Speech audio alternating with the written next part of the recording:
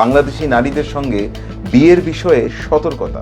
চীনে বর্তমান নারী পুরুষ অনুপাতের মারাত্মক অসামঞ্জস্য দেখা দিয়েছে, ফলে সেখানে বহু পুরুষ বিয়ের উপযুক্ত নারী খুঁজে না পেয়ে বিদেশে চোখ রাখছে।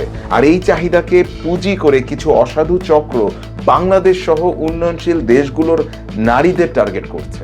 তারা শুধু একজন নারীর জীবনের সর্বনাশ করছে না, তারা বাংলাদেশের ভাবমূর্তিও প্রশ্নবিদ্ধ করছে আন্তর্জাতিক পরিসরে। চীনা দূতাবাস একদিক থেকে তাদের নাগরিকদের রক্ষা করতে চাইছে, কিন্তু একই সঙ্গে আমাদেরও উচিত এই ধরনের পাচার চক্র ও প্রতারণার ফাঁদ থেকে আমাদের মেয়েদের রক্ষা করা।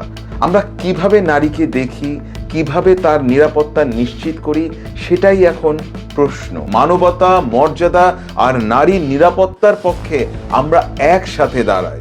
দেখা হবে পরের ভিডিওতে একটি নতুন সত্য, একটি নতুন প্রাসঙ্গিকতা নিয়ে। ততদিন সাবধানে থাকুন, সচেতন থাকুন।